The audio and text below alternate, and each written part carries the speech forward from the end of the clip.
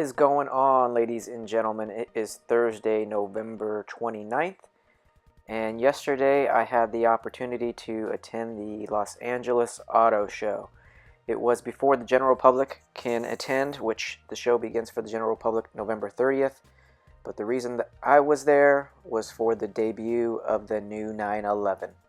The 992 is the new model, and it was debuted on the 27th actually at Pecla. It was a nighttime debut, but this was the scheduled debut for the LA Auto Show, and this was the one that I could go to. As you can see, it's beautiful inside in terms of Porsche had their own room inside Petrie Hall in the convention center, and I was so excited to be there. I'm going to show you guys some of the other items that were going on within the room. That was a VIP room, as well as coming up here you have a model of all of the generations of the 911. The 992, the 991, 997, the 996, the 993, the 964, the G Series, and the F Series, which was the debut. But all of those, obviously, all 911s. This is the Panamera Hybrid Turbo. So obviously, again, with Porsche teaming up with Rimac, they're doing a lot within the electric sector. And the new 911 is designed with the idea that eventually they will include electric technology in the 911. So, like it or not, it's coming, and I think it will actually do a lot for the performance of the car with immediate power. Coming up, we have another debut that Porsche did here at the LA Auto Show, and it is the GT2 RS Club Sport. So this car right here is ridiculously hardcore. It's made for the track, and it has some different features than the regular GT2 RS, obviously, because the GT2 RS is designed not only to be a track car, but a street car.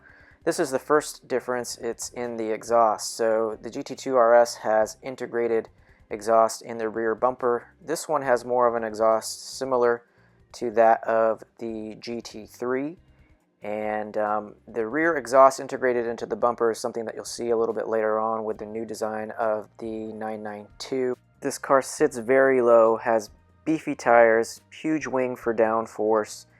It really will be a force to be reckoned with. In the back, you can see a gentleman with the glasses just put something in his pocket.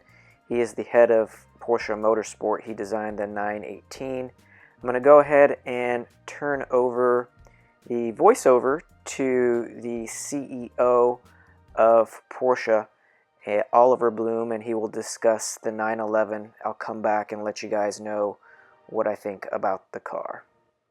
Ladies and gentlemen, the Porsche press conference is about to start in a few moments. Detlef von Platen.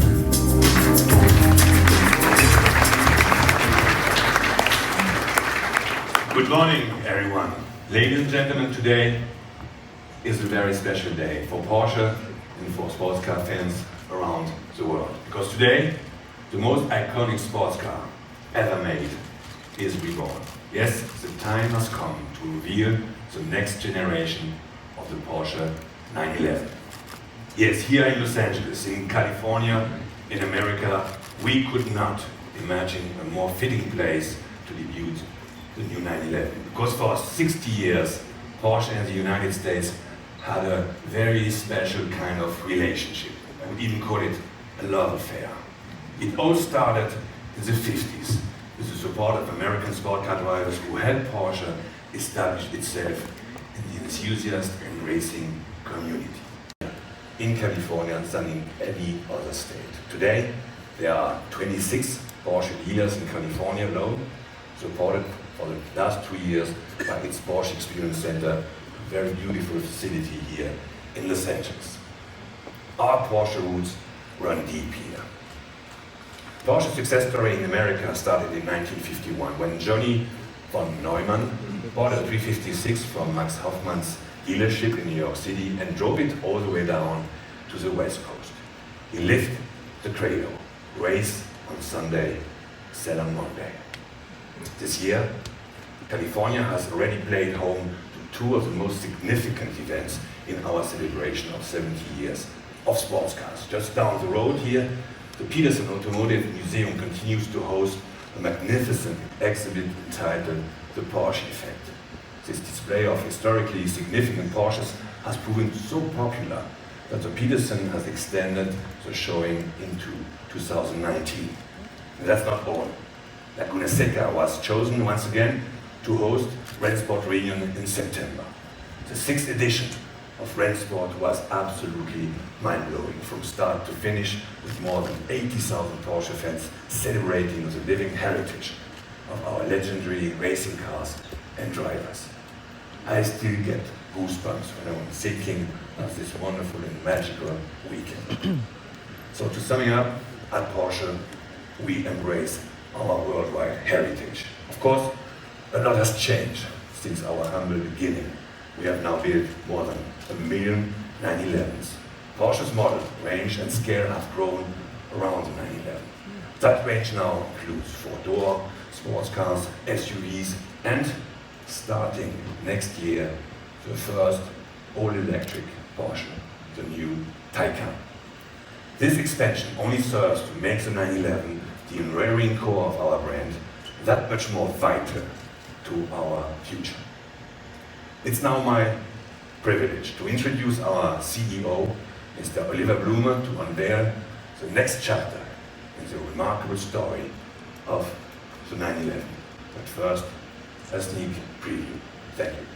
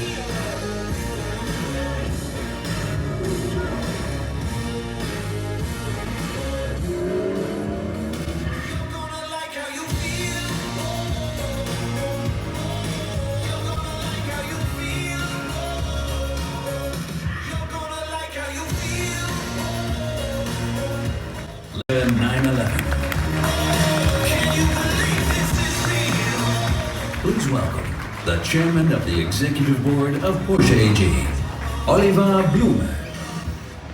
Here is the new 911.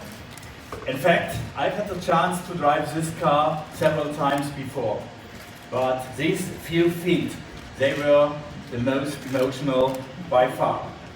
Driving the new Porsche 911, even at walking pace, you feel the passion we put in it. It's fantastic. More powerful, faster, digital, and still a very timeless machine. Why we're launching it here in California? For two reasons: the past and the future.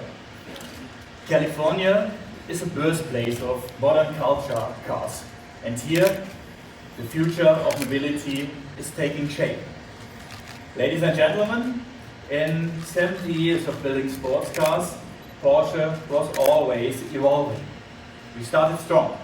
The very first 911 was already designed to be efficient and sporty. Long time before the word sustainability was popular, we designed and built cars with those principles.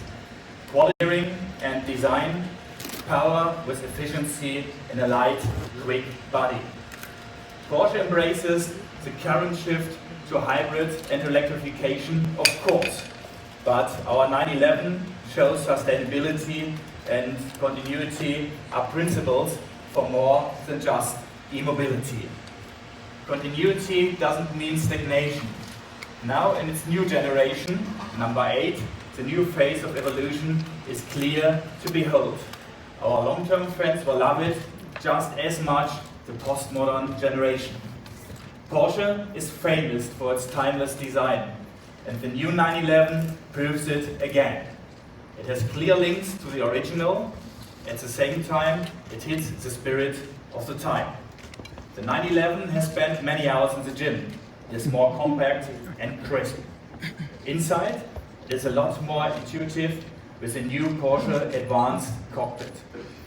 With 443 horsepower in the US, which equals 450 metric horsepower, the new S model is already as powerful as a GTS of the last generation. Top speed 191 miles per hour. The power is controlled by a new 8-speed dual clutch gearbox. That continues the evolution of the 911 towards greater efficiency. And of course, later next year, our traditional manual will be available as well. We have added performance and cut down emissions, thanks to more sophisticated engineering, such as the new injection technology inside our 6-cylinder flat engine. In fact, it's 70% more powerful, but almost 30% more efficient. We also demand more tech on the digital side, and the 911 delivers. The world's first wet mode detects water on the road. It warns the driver while preparing cars control and safety systems to react. An optional night vision system uses a thermal camera to help you see in the dark. The new wrist radar analyzes swarm data to warn about fog, low grip, or an accident long before they come into view. Innovation and performance are crucial for an iconic sports car. But that is not enough. You as a customer expect the best quality you can get. And that is what Porsche stands for. More than 70% of all 911 are still running. That's what sustainability means for us. And from today on, we also help our customer to improve their carbon footprint. With Porsche Impact, they are able to calculate the emissions of their driving. They can reduce that footprint with investments in climate-friendly projects worldwide. Ladies and gentlemen, we are here in California, the home of the app. That's why we have some special Porsche apps you're going to like. The road trip offers great routes and breathtaking spots. This app makes its debut with the 911. It's available immediately in the US for everyone, not only for Porsche drivers. For the next one, the Porsche 360 Plus, you don't even need a car. Starting in Germany, this service includes a personal lifestyle assistant available 24 hours a day. Your assistant arranges everything for you, from the best table at the hottest new restaurant to a very special birthday present or to organize a whole weekend trip. Ladies and gentlemen, California has always led the way on technology cars and in new concepts of mobility. So we are proud to be here. The new 911 remains a pure driver's car. The fast-beating heart of our company, our icon, and simply the best 911 ever. Thank you for your attention and have a nice day. Okay, so I hope you enjoyed that. I wanted to give you guys a front row seat to that presentation. I was actually in the first row that you could be in for the media or general public, and the guy's ear who I kept getting in the shot was Patrick Long, who's actually a Porsche Racing Factory driver. So hopefully you guys were able to see most of it and hear most of it and get an idea of what was going on, but I kind of wanted to give you guys an idea of what it was like to be there. So one of the things that Oliver Blume said in his speech is that the 911 has been to the gym. Well, it obviously has been doing squats, because the new model, as you can see, is wider, not only in the rear, but also in the front. So there are no more narrow bodies, whether or not it is a S or a 4S, or even the Carrera that will be debuted later down the road. They are all going to be wide bodies, which I absolutely love, because I think that the wide bodies offer a more aggressive stance and it looks beautiful. The wing also is 25% larger, and there's 2 stages. It can also be used as an air brake, so the size of the wing is being used more efficiently in the car. The exhaust that you see here is very similar to that in the GT2 RS, integrated into the rear bumper. That is the sports exhaust, and the standard exhaust is actually a dual exhaust. The car retains the signature rear seats, small, but it is nice to have the extra storage. And these wheels right here are another model being offered, similar to the wheels that are offered in the Macan. So I actually liked the wheels on the yellow one better. The seats have changed a little bit, but it is still very comfortable. I did sit in them, and they still remain the comfort, but the bolsters and the look of the bolster has changed. Wanted to show you the aero here, and these are functional air ducts that are used to suck air in the car because it is a turbo. One difference that I do not like, but what works out for me, is the headlight. This is the upgraded headlight. It's a $3,000 option. I prefer the headlights in the standard model, which come free, and they're actually similar to that of the 918. This will be very controversial. It's the gear selector. A lot of people say that it is similar to a shaver, and I think that one of the concerns I have is I sometimes use the shifter. When you get crossed up and you're doing turns, you can't always do the paddle shift, and I don't know that that's going to be available to be had with that gear selector. Everything in the dash here is electric except for the center that remains analog, and it's actually beautifully done. I thought they did a good job with the analog. Right there in the middle, it does look like there are buttons that can be turned on there, like in the Panamera, but it's not. It's just actually black, so it's not haptic. And all of the controls are here in the touchscreen, which is a fairly large touchscreen. Everything is very, very crisp and very clean. I do like the design of the dash and how it looks. Here is the chrono, and again, another view at the dash. So I think they did a very good job with this interior, if you don't account for the razor blade gear selector. So this is the interior of the yellow car. This was black, and it had the Sport Tech seats. And again, black is probably the interior that most people are going to go with. This silver model here, I think, was nice because you could see the lines a little better. And this had a brownish interior. But as you saw there in the front, the hood lines of this are very easy to be seen. Those are the standard headlights, so I like those the best. But you can see that, notice the hood lines in this is much more aggressive, and I love the look of it. It's very much a throwback to some of the lines of the 993 and the 964, and I just think they did a great job with the car. 21-inch wheels in the rear, which I love. You know, I think that it looks great, it's aggressive, it helps with handling, and I couldn't be happier with some of the design changes of this car. It's almost like they asked me, what would you like for us to improve with the car? And they took a checklist and they did it. So I obviously will be getting one of these. The goal here is to try and get a GT3, but we'll see. You know, those allocations are hard to come by. If I can't, you know, I may just go with the S because this has 450 horsepower, picks up where the GTS left off, and I still think it's a great option because it's a beautiful car. I hope you enjoyed this look. I will be putting up another video of the LA Auto Show in general and some of the other cars that I saw, but I wanted to get this up while it's still relevant and get you guys a first row view to the debut of the 992. Thank you for watching. If you have any questions, please leave them in the comments, and like, comment, and subscribe. Take care.